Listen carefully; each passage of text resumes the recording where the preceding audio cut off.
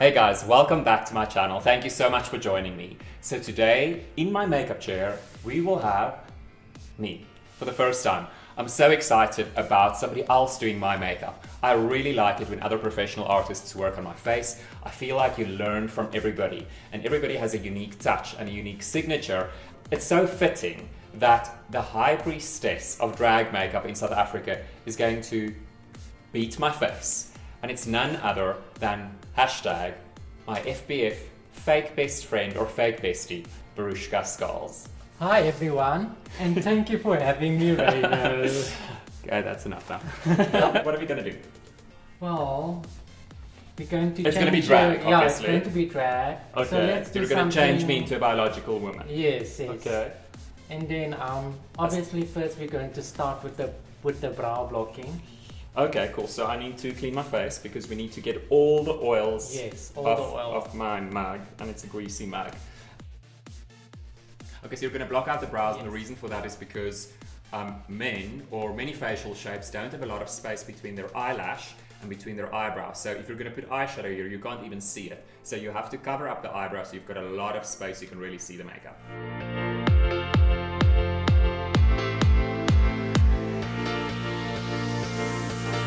You were working at a car garage at a what? Like a... Oh, no, I was actually a panel beater first. Oh my word, that's like the weirdest job for a gay guy. Panel beater, I did spray painting, mixed paint. So that was my first job that I had.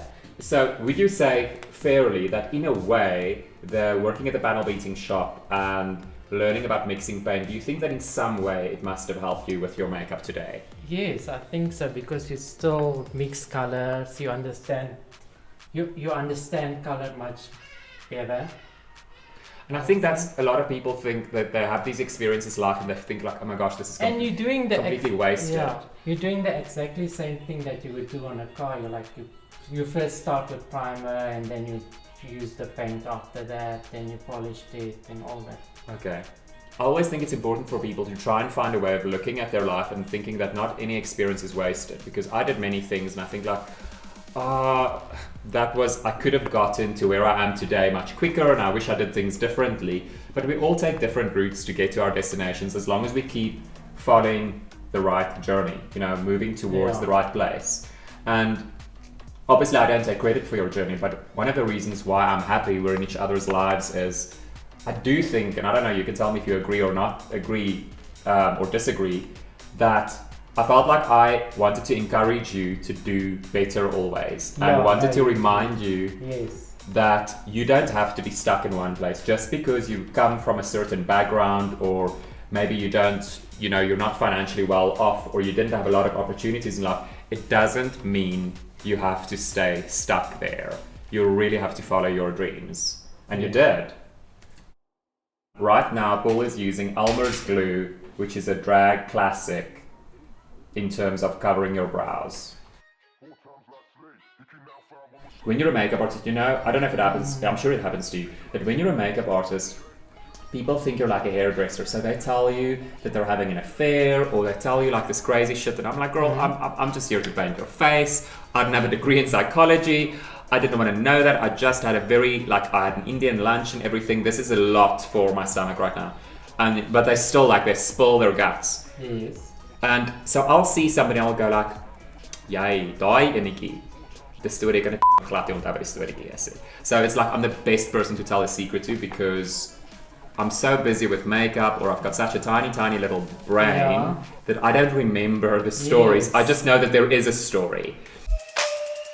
Many private and personal things. Sorry, can you just zoom in closely into this face right now?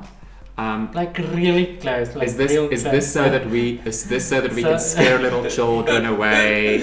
Make this video parental guidance. Doesn't she look pretty though?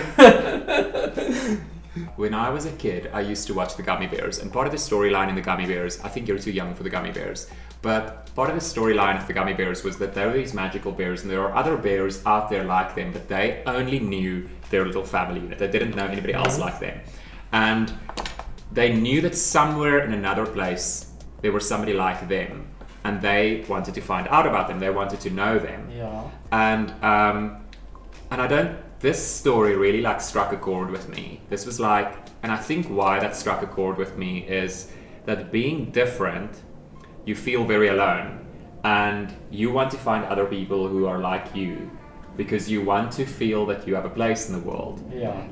And I think that's the only way I can imagine how somebody must feel if you don't know one of your parents or none of your parents or whatever. You feel that there's this connection where everything is going to fit like a puzzle piece, and you can only make this picture, you can only see this picture, understand this picture, or feel okay once you found these other puzzle pieces, once you found the other gummy bears. And for me, like as a gender fluid person, that's like my story. I could only kind of become okay once and it took me a long time to see somebody else. But when I saw them, I knew from the other side of the street, I was like, there is another gummy bear for the first time. So when we met the first time in real life, we met at Trouble Bar, which was a really cool gay bar, which has changed many times over in Joburg with different names in different places. So you were looking fabulous, and well, you were looking spooky, and I was looking fabulous because spooky drag was always kind of like your thing. You were like the Sharon Needles of South Africa. I don't think you were trying to be her, but it's always been part of your aesthetic to be. Yeah, the reason why I like her because she was nobody really liked her because she was kind of out there, and she didn't fit the mold of what drag is, because I think drag for a long time was two things. It was beautiful, fishy, which means like looking like a woman, which not many drag queens get right, because you kind of have to have the right face to get that look. I mean, without makeup, you have to have the right face. Or you do clown drag, like if you're ugly or if you're weird looking or whatever. I mean, you've got a funny natural face, then you have to do the clown drag, which is like nobody was going to mistake you for a woman. When they see you from the other side, as Leia van Kaapstad sien aankom, then they know that is a clown kind of thing. That's like a clown, that's not a real woman. A lot of people don't know that about drag. Your face is taped, like if you're doing drag right, your face is taped up. You've got a wig on, you've got a wig cap on, your hair is tied up tightly. You've got so much makeup on, you've got 4 or 5 pairs of lashes on, your breasts are stuffed, your insides are squished together with a corset, you're wearing 4 panties, 7 pairs of pantyhose, not even kidding, to keep like your junk in your trunk contained. You have to cover up your hairy legs because doing drag without stockings is just gross. Like, jy lyk soos a beginner drag queen if you have naked legs. Dit lyk net soos vieslike ladyboy. Don't do that, bitches. And moenie jou ma se make-up gebruik. Ek weet almal moet iewers begin, but like, get some help. Get a drag mother. Moenie jou ma se ou lipstick en jou sussie se gedroogde Maybelline mascara gebruik nie. Dis gross. Dis gross drag dye.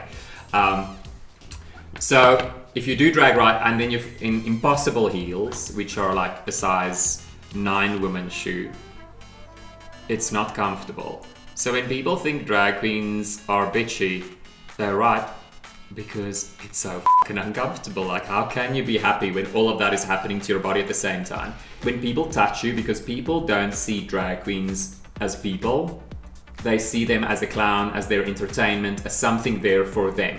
And that's why I always want to tell, whether it's straight people, whether it's people who are not used to the gay scene or don't know drag queens, check yourself before you wreck yourself, bitch. Like, don't pull on a drag queen's wig. Jy gaan 'n klap kry. I remember the first time I went to a straight club in drag, like, there were girls who like pulled down my zip, and I was like, bitch. Just keep quiet for a while. I just want to do your brows for you quickly. I know I need to calm down. Ek raak so bedonderd as ek weer daaroor dink. Like, they think they can pull you and everything. And Let me quickly do your brows.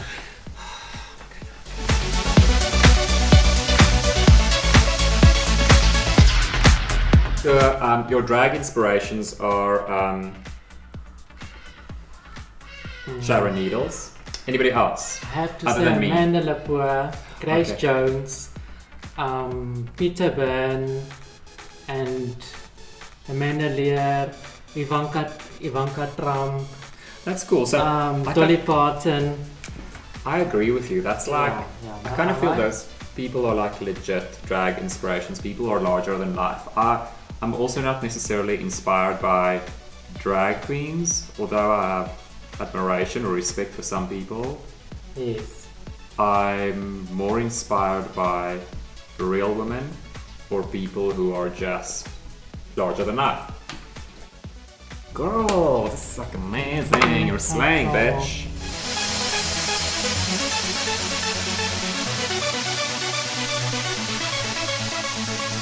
The only time in our entire friendship that I knew her to have like a hissy fit was when somebody wanted to overcharge her for a glass of milk at a bar.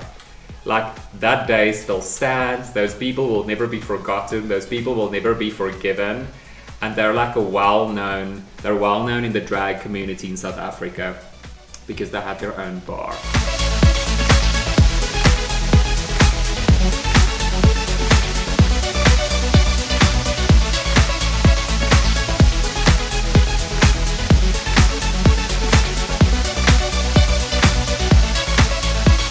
When you're a drag queen, you have to shave whichever way you shave with, and then you have to use a blade to shave crisscross. So you shave the one direction and shave the other direction, so you get everything off so it's as smooth as possible.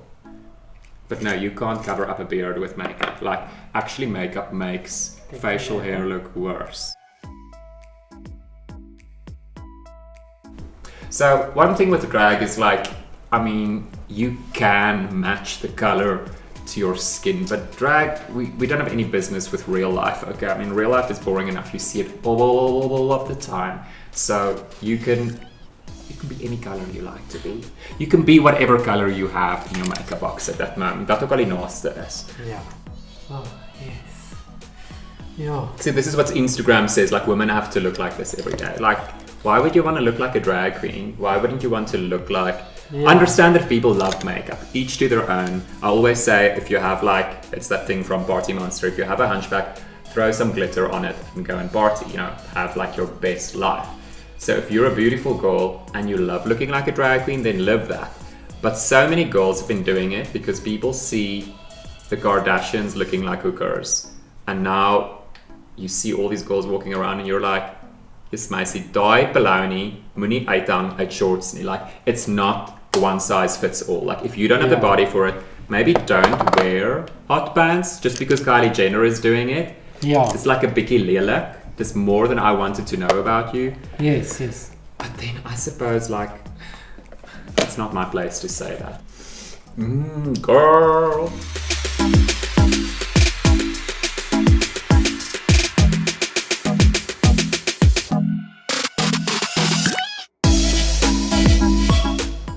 Okay, and we're done after 3 hours.